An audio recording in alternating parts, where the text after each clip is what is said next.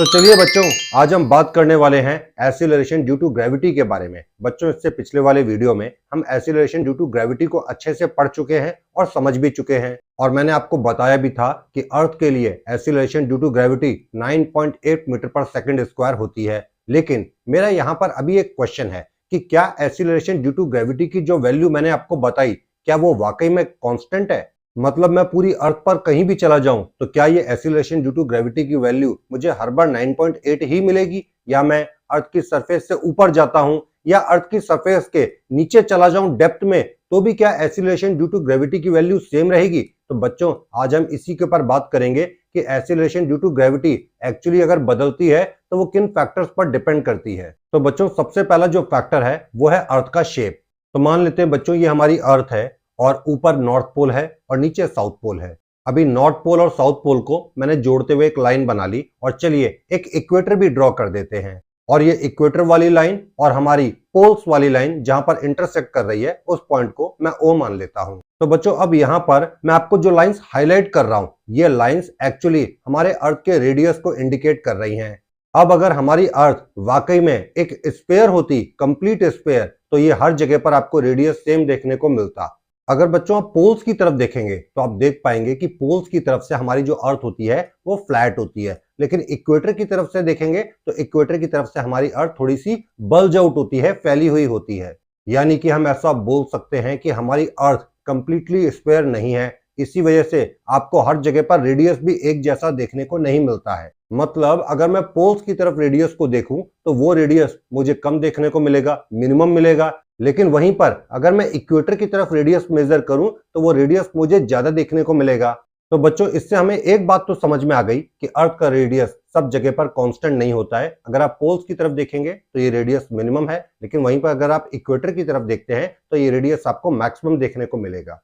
अब हम ये बात तो जानते हैं कि एक्सीलरेशन ड्यू टू ग्रेविटी का फॉर्मूला क्या था, capital G into capital M upon R square, जहां पर कैपिटल जी ग्रेविटेशनल कांस्टेंट है, कैपिटल एम हमारी अर्थ का मास माना जाएगा, और कैपिटल आर हमारी अर्थ का रेडियस है। तो मुझे बताओ, अगर इस फॉर्मूले में मैं पोल वाला रेडियस पुटअप करूं तो क्या होगा? तो एक्सीलरेशन ड्यू टू ग्रेविटी की वैल्यू हमें ज्यादा देखने को मिलेगी, क्योंकि पोल रेडियस बहुत ही कम है।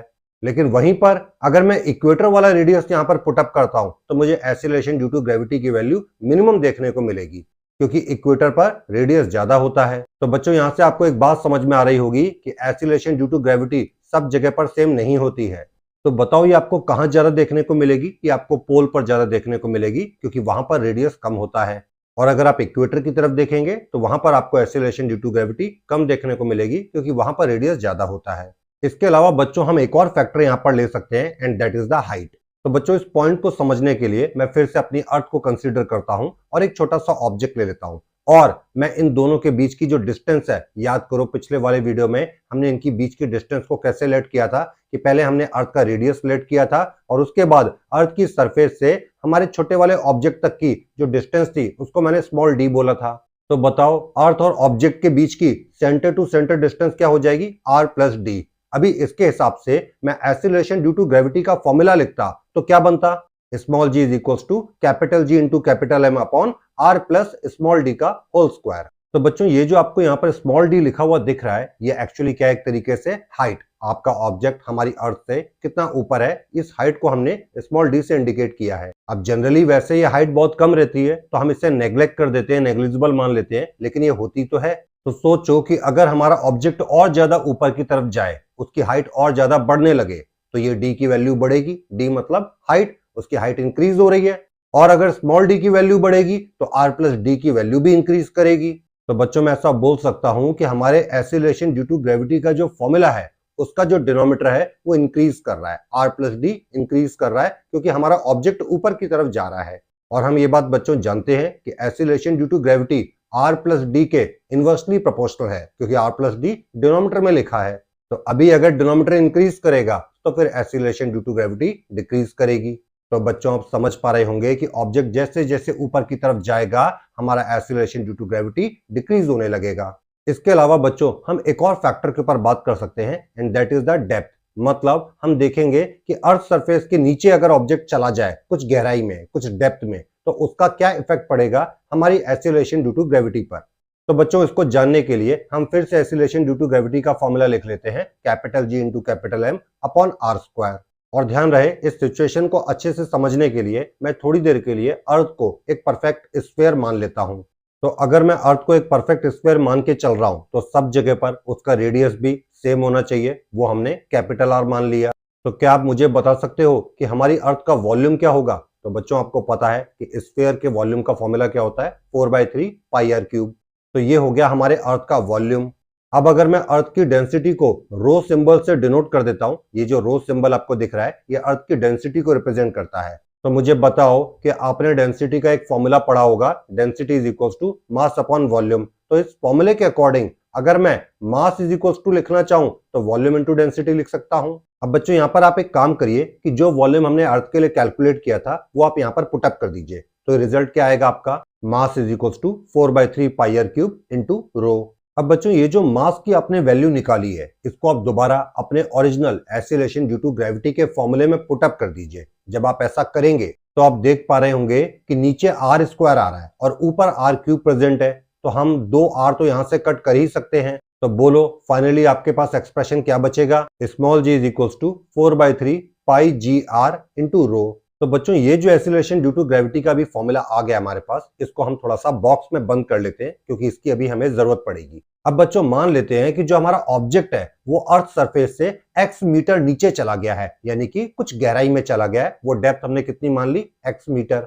तो मुझे बताओ कि अब इस केस में ऑब्जेक्ट और अर्थ के सेंटर के बीच की डिस्टेंस हम क्या मानेंगे? भाई अर्थ का रेडियस कैपिटल R था और आप अभी अर्थ सरफेस से x मीटर नीचे आ गए हैं, तो आप देख पा रहे होंगे कि ऑब्जेक्ट और अर्थ के सेंटर के बीच में जो इस वक्त डिस्टेंस है वो कैपिटल R माइनस x है।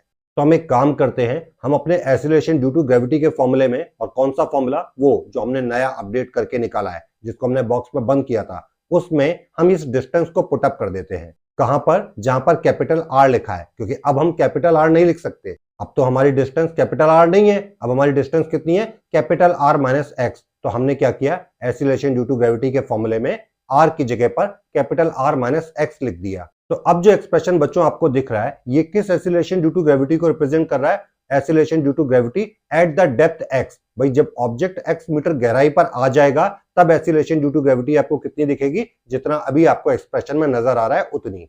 चलिए इस एक्सप्रेशन को भी हम ब्रैकेट में बंद कर लेते हैं। तो अभी हमारे पास दो एक्सप्रेशन ब्रैकेट में प्रेजेंट है। अब बच्चों पहला वाला एक्सप्रेशन जिसको हमने ब्रैकेट में बंद किया था, आप उसको इक्वेशन नंबर 1 मान लीजिए, और जो दूसरा ब्रैकेट वाला एक्सप्रेशन है हमारे पास उसको आप इक्वेशन नंबर 2 मान लीजिए।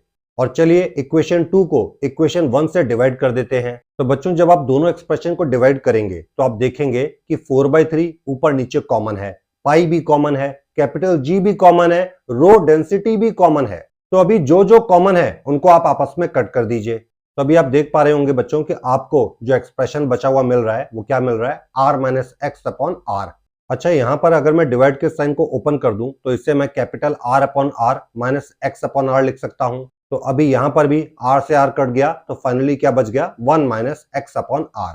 अब बच्चों आप स्मॉल g को भी इक्वल टू के दूसरी तरफ भेज दीजिए। तो बच्चों आप देख पा रहे होंगे कि डेप्थ के केस में एक्सीलरेशन ड्यू टू ग्रेविटी हमें कितनी मिल रही है, small g into 1 minus x upon R। तो बच्चों ये जो हमारे पास फाइनल एक्सप्रेशन आ गया है, यहीं से हमें पता चलेगा कि हमारी एक्सीलरेशन ड्यू टू ग्रेविटी के ऊपर क्या इफेक्ट पड़ेगा जब हमारा ऑब्जेक्ट डेप्थ में जाता है। तो बच्चों इस एक्सप्रेशन को मैं अपने सामने यहाँ पर रिप्रेजेंट कर देता हूं और समझते हैं कि इसका एक्चुअल मतलब क्या निकल रहा है। अभी समझना बच्चों कि जैसे ऑब्जेक्ट नीचे गहराई में जाएगा, डेप्थ में जाएगा, x की वैल्यू बढ़ेगी। क्यों? क्योंकि x जो है वो डेप्थ को इंडिकेट कर रहा है। अब बच्चों हम अपने x अपॉन r की तरफ फोकस करते हैं। तो जरा सोचिएगा, अगर x की वैल्यू बढ़ रही है यानी कि ऑब्जेक्ट डेप्थ में जा रहा है तो पूरे x अपॉन r की वैल्यू भी बढ़ रही होगी। भाई x अपॉन r एक फ्रैक्शन है और फ्रैक्शन में अगर न्यूमरेटर बढ़ेगा तो पूरे फ्रैक्शन की वैल्यू भी बढ़ेगी। तो अगर डेप्थ बढ़ रही है, x बढ़ रहा है, तो मैं ऐसा बोल सकता हूं कि x अपॉन r की वैल्यू बढ़ रही है। और ये x अपॉन r 1 के साथ सब्ट्रैक्शन में है। तो मुझे बताओ 1 के साथ जो चीज सब्ट्रैक्ट होने वाली है वो बढ़ रही है, तो फिर ओवरऑल ये जो डिफरेंस है ये और छोटा होता चला जाएगा। तो बच्चों मैं ऐसा बोल सकता हूं कि अगर x बढ़ेगा तो x अपॉन r बढ़ेगा, और अगर x अपॉन r बढ़ेगा तो 1 माइनस एक्स अपॉन r की वैल्यू डिक्रीज करेगी। और ये 1 माइनस एक्स अपॉन r इस वक्त स्मॉल g के साथ मल्टीप्लाई है, तो मुझे बताओ कि अगर 1 माइनस एक्स अपॉन आर की वैल्यू डिक्रीज कर रही है तो स्मॉल जी की वैल्यू भी डिक्रीज करेगी, क्योंकि स्मॉल जी इस ब्रैकेट के साथ मल्टीप्लाइड है इस वक्त। तो बच्चों मैं फाइनली क्या बोल सकता हूं कि यहां पर क्या हो रहा है, यहां पर acceleration due to gravity decrease कर रही है।